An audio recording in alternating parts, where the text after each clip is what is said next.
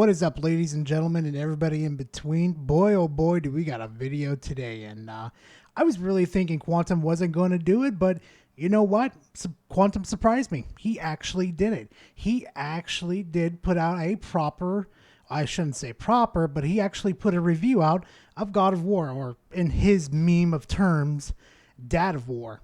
So before we decide to jump into this video, I want to let everybody know that you can have your own opinions about everything. It's not a big deal, but when people challenge you on your ideas, please don't pull a Quantum.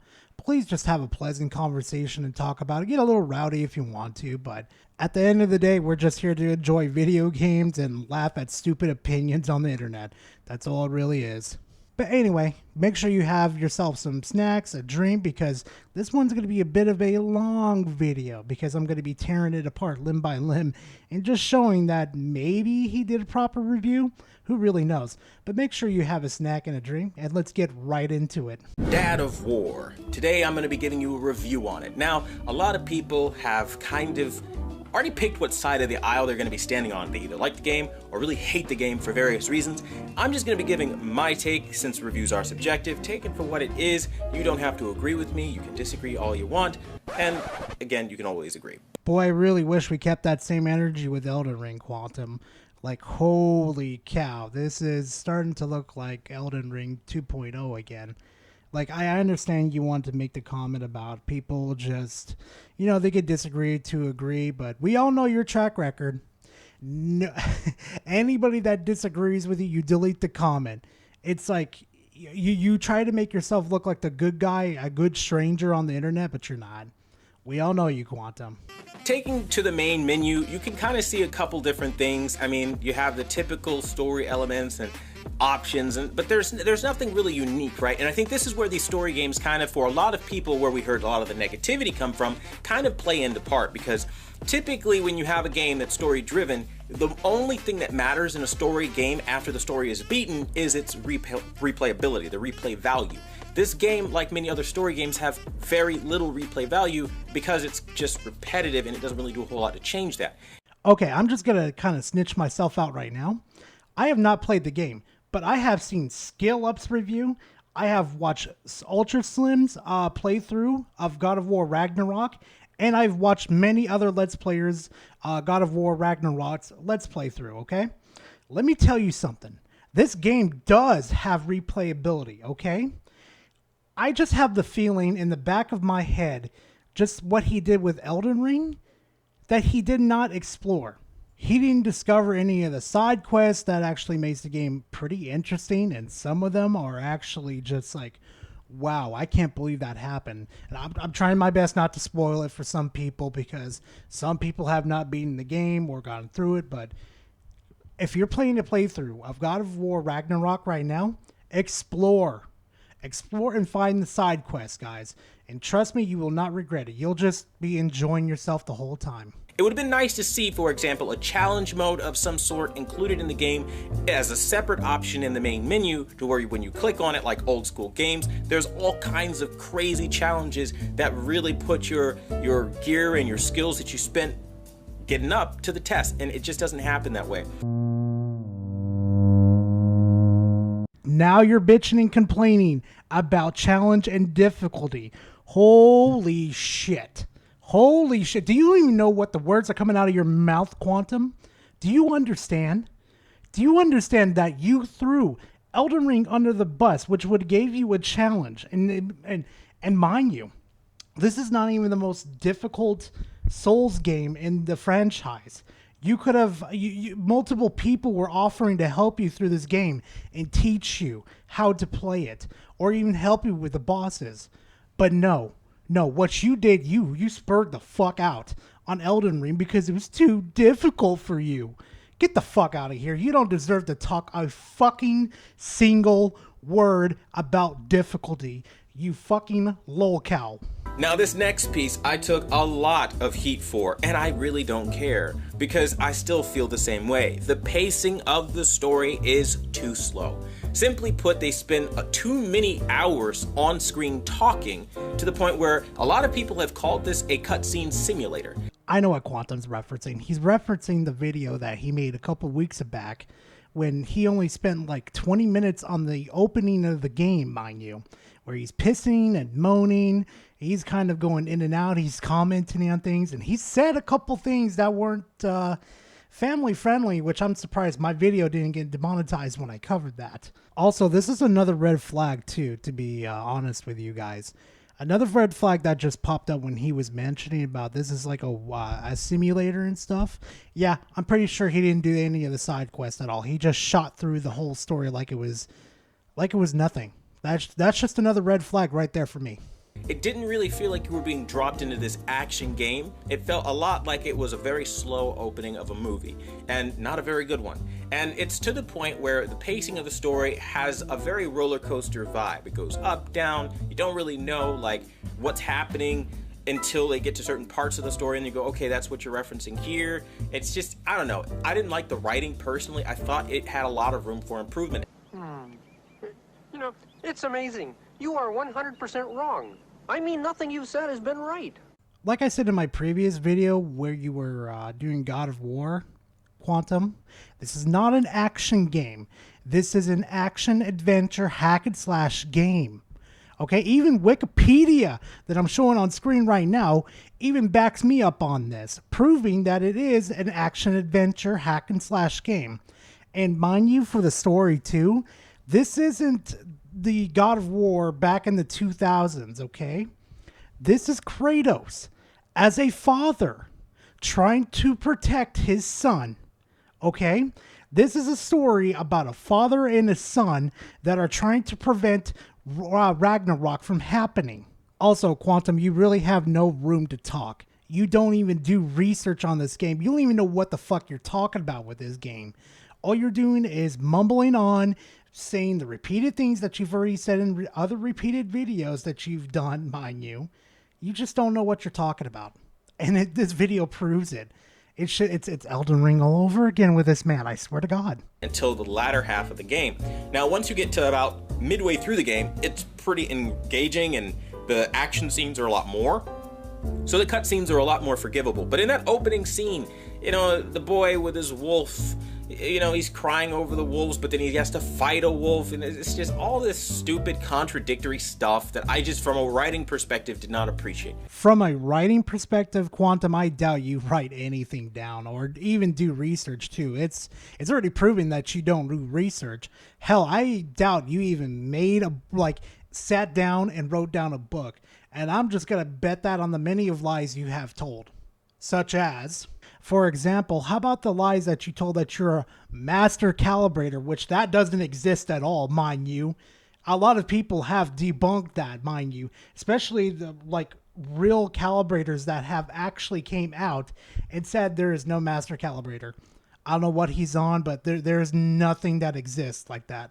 Or how about my absolute favorite, where you told the LGBT community that they could go endgame themselves. Remember that, Quantum? Remember that whole controversy going on and stuff, and then you tried to hide your tweets? Oh, and mind you too, you don't think I didn't check up on that Facebook post that you left? Yeah, spoiler alert, I know you deleted it.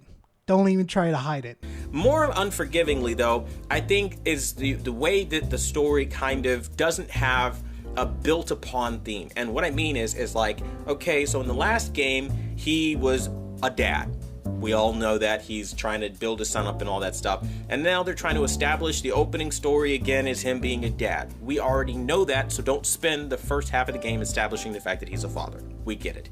But the whole game plays on the theme that he's a father, hence the name of this review, Dad of War.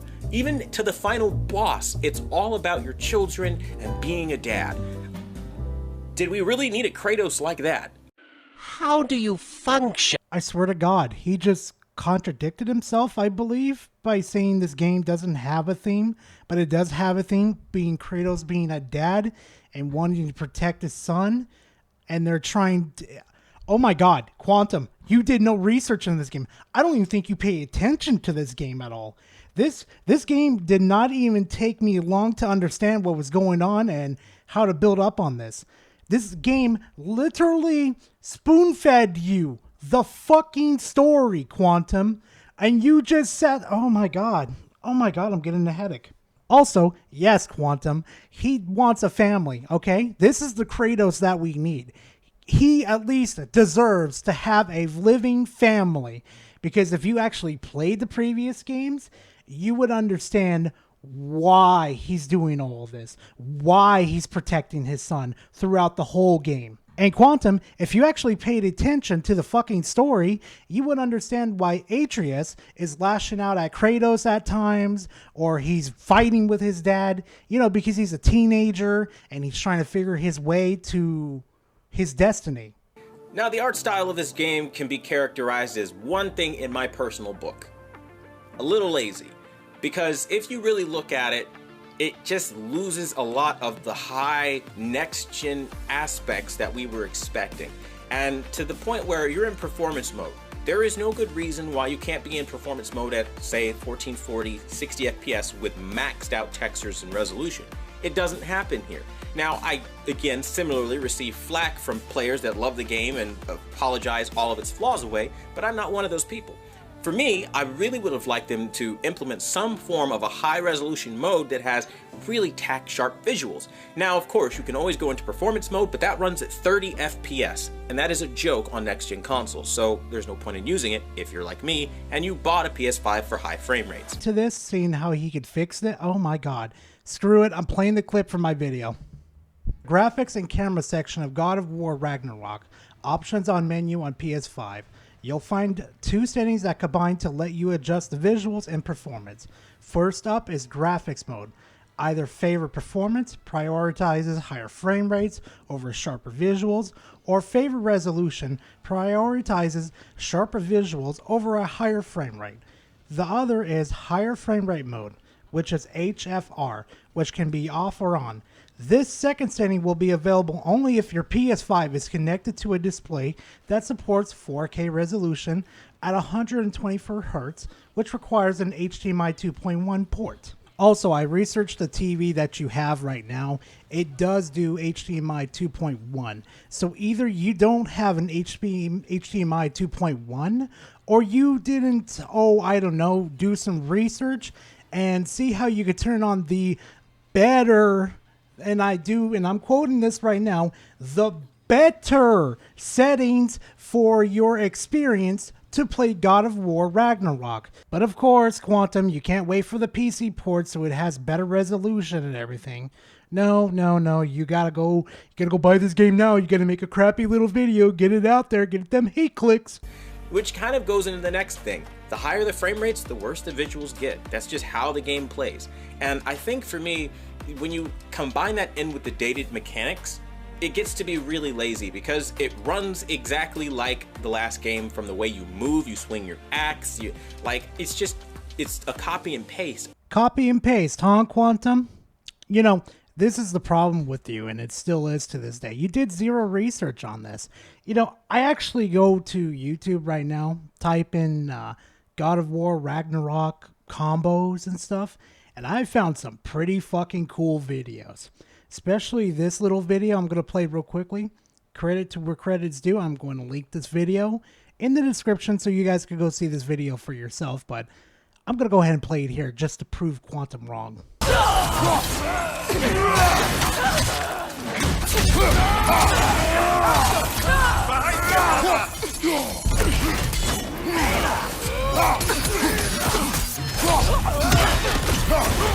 So Quantum, next time, let's do a better job of understanding the game and doing combos too. Like, there's plenty of videos out there that shows you how to do the combos, but, Quantum hates doing research. I would have really loved to see some more of the fluid gameplay come back that we saw in the older games. I loved how the Chaos Blades, or the Blades of Chaos, were just more swingy than they were in the older games, a lot faster than they are here, where it feels a little bit more sticky, especially when you hold the right bumper to pull off that combo. It never really feels smooth. It feels very clunky the way he pulls off that combo when you hold the right bumper.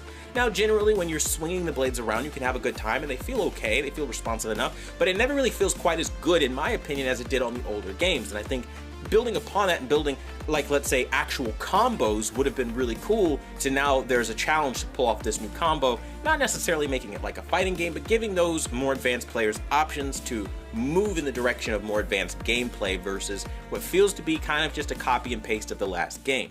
Okay, I'm going to say this right now. I'm not going to show any more of the footage from So, but you guys seriously need to go click on that link to that guy's video. So, he did an awesome job with God of War Ragnarok, the combos and stuff. Holy shit. The combos this dude pulled off with Kratos is insane. It's absolutely insane, and I suggest you, please go click on it, because what Quantum's saying right now is absolute bullshit. Also, Quantum, again, you just rushed through the game.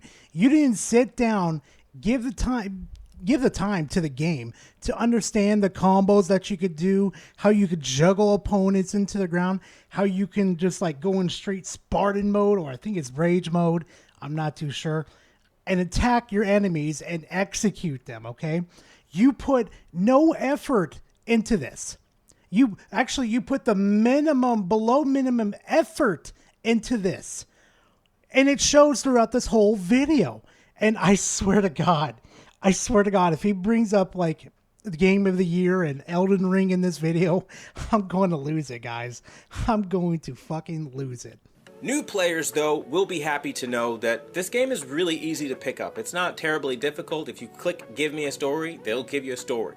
The only downside that I find is, like, early on in the game, they don't really give you a waypoint. So, like, in the opening scene where you're, like, at the house, I did spend a little bit of time running around, and I got a couple of locations wrong as to where I could go, but the game isn't so challenging or so vast that you can't figure out where you need to go if you get turned around. I do wish there was always a waypoint for people who wanted one, but again, for the exploration types, it gives you a little bit of that in the opening. You know, him just mentioning that right now reminds me of an Elden Ring meme that I remember the Ubisoft employees were getting all bitchy and crybaby about how Elden Ring's UI and what it does just makes them so upset and they can't figure it out. Like, for the love of God, can you people just go out and explore and have fun instead of having everything spoon-fed to you?